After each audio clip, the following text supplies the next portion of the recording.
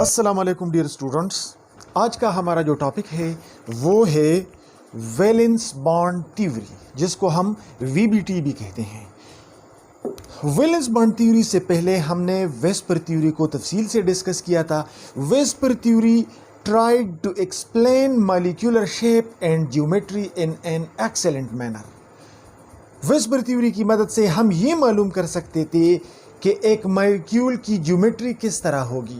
अगर हमें central atom के गिर्द नंबर और नेचर ऑफ इलेक्ट्रॉन पेयर्स का पता हो तो वेस्पर थ्योरी की मदद से हम ये मालूम कर सकते थे कि इस मॉलिक्यूल की ज्योमेट्री, इस मॉलिक्यूल का शेप किस तरह होगा। तो ये वेस्पर थ्योरी का बहुत बड़ा सक्सेस था। लेकिन वेस्पर थ्योरी का फेलियर ये था कि वेस्पर थ्योरी हमें ये नहीं बता सकता था कि मॉलिक्यूल किस तरह बनते हैं, एटम्स एक दूसरे के साथ किस तरह बॉन्ड बनाते हैं। तो in order to explain the bond formation between two atoms, valence bond theory came forward. Valence bond theory आगे आ गई और इसने एक्सप्लेन कर दिया कि दो या दो से ज़्यादा एटम्स के बीच जो बॉन्ड बनता है, जो कोवेलेंट बॉन्ड बनता है, वो किस तरह बनता है। तो उसके लिए वैलेंस बॉन्ड थ्योरी ने कुछ स्टेटमेंट्स दिए। आज हम उन स्टेटमेंट्स को डिस्कस करेंगे। तो the statements on which valence bond theory is based are the following. First statement: a covalent bond is formed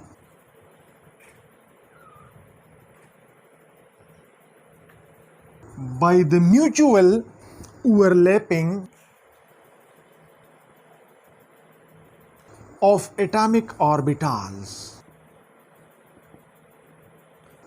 of the two bonding atoms। First statement जो वैलेंस बॉन्ड थ्योरी का है वो ये है। Valence bond theory कहती है कि जब दो एटम्स के बीच बॉन्ड बनता है तो दो एटम एक दूसरे के करीब आ जाते हैं और हर एक एटम का जो एटॉमिक ऑर्बिटल है वो दूसरे एटम के एटॉमिक ऑर्बिटल के साथ इंटरमिक्स हो जाता है। ओवरलैपिंग का मतलब है इंटरमिक्स होना। तो जब दो एटम्स के एटॉमिक ऑर्बिटल्स आपस में एक दूसरे के साथ इंटरमिक्स हो जाते हैं, शेयरिंग कर लेते हैं, तो इस शेयरिंग के नतीजे में कोवेलेंट बॉन्ड बनता है। First statement valence bond theory का ये है। सेकंड स्टेटमेंट में कहता है only those atomic orbitals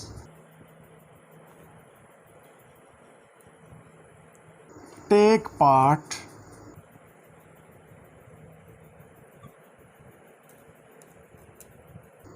in bond formation which are half filled। दूसरा स्टेटमेंट क्या है? वैलेंस बॉन्ड थ्योरी कहती है कि जो दो एटॉमिक ऑर्बिटल्स एक दूसरे के साथ इंटरमिक्स होते हैं वो कौन से एटॉमिक ऑर्बिटल्स होंगे? वो एटॉमिक ऑर्बिटल्स होंगे हाफ फिल्ड। आपको पता है कि एटम में दो किस्म के एटॉमिक ऑर्बिटल्स हो सकते हैं।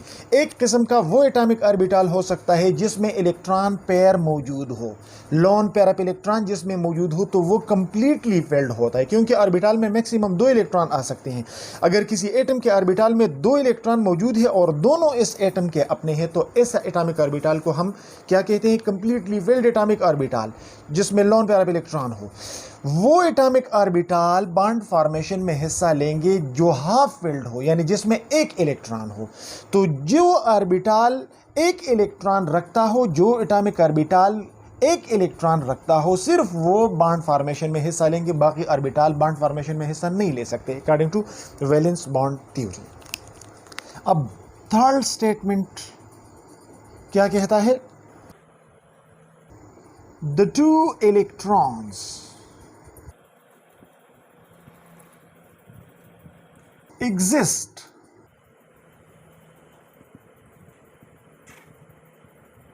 with opposite spin together after covalent bond formation। Third statement क्या कहता है, जब दो एटॉमिक ऑर्बिटल्स जो कि हाफ फिल्ड हो वो एक दूसरे के साथ इंटरमिक्स हो जाते हैं और कोवेलेंट बॉन्ड बनाते हैं, तो कोवेलेंट बॉन्ड में जो शेयर्ड पेयर ऑफ इलेक्ट्रॉन आ गए उनमें से इलेक्ट्रॉन्स का स्पिन एक दूसरे के अपोजिट होगा, यानी यहाँ पे पॉली एक्सक्लूजन प्रिंसिपल जो है वो अप्लाई होगा। तो जब दो एटम्स एक दूसरे के करीब आते हैं, यहाँ पे हम थोड़ा एग्जांपल लेते हैं, लेट से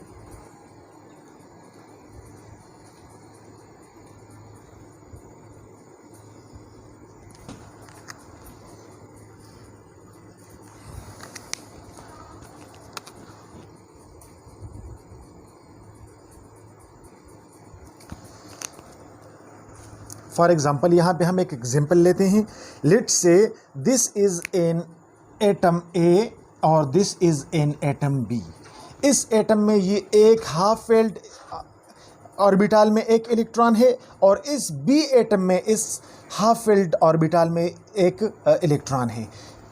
तो इन दोनों के बीच बॉन्ड तब बनेगा जब ये दोनों एटम एक दूसरे के करीब आ जाते हैं और ये दोनों ऑर्बिटल एक दूसरे के साथ इंटरमिक्स हो जाते हैं। फर्स्ट स्टेटमेंट हमें ये कहता है। दूसरा स्टेटमेंट हमें ये कहता है कि अगर ऑर्बिटल फिल्ड हो और वो इंटरमिक्स करेंगे तो बॉन्ड नहीं बनेगा, यानी filled orbital according to VBT bond नहीं बनाते, कोवेलेंट बॉन्ड नहीं बनाते। तो कोवेलेंट बॉन्ड बनाने के लिए ऑर्बिटल मिक्सिंग जरूरी है और ऑर्बिटल का हाफ फिल्ड होना जरूरी है, ऑर्बिटल में एक इलेक्ट्रॉन का होना जरूरी है। और जब ये दोनों ऑर्बिटल एक दूसरे के साथ इंटरमिक्स हो जाते हैं तो उसके बाद इस तरह होगा, ये दो एटम्स हैं, ये दोनों एटम्स जो है एक दूसरे के साथ इंटरमिक्स हो गए। तो अब आफ्टर इंटरमिक्सिंग जो दो इलेक्ट्रॉन शेयर हो गए, यहाँ पे दोनों इलेक्ट्रॉन सेम स्पिन में थे जब ये अलग अलग एटम्स में थे, यहाँ पे जब इनकी शेयरिंग हो गई तो शेयरिंग के बाद अगर एक इलेक्ट्रॉन क्लॉकवाइज स्पिन करेगा तो दूसरा एंटी क्लॉकवाइज स्पिन करेगा। तो यहाँ पे हमने कहा कि the two electrons exist with opposite spin together in after the formation of covalent bond. जब कोवेलेंट बॉन्ड बन जाता है और दो हाफ फिल्ड ऑर्बिटल जो है वो आपस में मिल जाते हैं तो इससे एक कंप्लीटली फिल्ड ऑर्बिटल बन जाता है और कंप्लीटली फिल्ड ऑर्बिटल में जो दो इलेक्ट्रॉन्स होते हैं ये एक दूसरे के अपोजिट स्पिन में एग्जिस्ट करेंगे, ठीक है। And the last statement is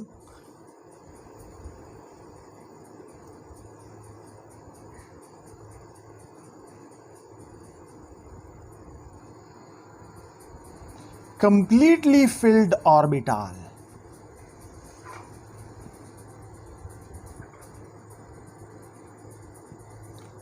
do not take part in bond formation। और जो चौथा स्टेटमेंट है वो क्या है, वो ये है कि completely filled orbital do not take part in covalent bond formation. जो ऑर्बिटल कंप्लीटली फिल्ड हो, जिस ऑर्बिटल में दो इलेक्ट्रॉन मौजूद हो, जिस एटॉमिक ऑर्बिटल में दो इलेक्ट्रॉन मौजूद हो, तो वो कोवेलेंट बॉन्ड फॉर्मेशन में कोई हिस्सा नहीं लेता। क्योंकि कोवेलेंट बॉन्ड फॉर्मेशन में एटम इसलिए हिस्सा लेते हैं क्योंकि वो अपने ऑर्बिटल को कंप्लीट करना चाहते हैं। जिनमें एक इलेक्ट्रॉन हो वो चाहते हैं कि मेरे ऑर्बिटल में दो इलेक्ट्रॉन हो जाए, और जिन ऑर्बिटल्स में दो इलेक्ट्रॉन मौजूद है तो वो इसलिए कोवेलेंट बॉन्ड नहीं बनाते क्योंकि उनका ऑर्बिटल जो है वो ऑलरेडी कंप्लीट है। So these were the basic statements of valence bond theory. अब आगे जाके वैलेंस बॉन्ड थ्योरी के इन स्टेटमेंट्स को हम अप्लाई करेंगे और देखेंगे कि इसके नतीजे में किस तरह के बॉन्ड्स बनते हैं और वो बॉन्ड स्ट्रांग होंगे या वीक होंगे। तो on the basis of valence bond theory जो है two types of chemical bonds are formed.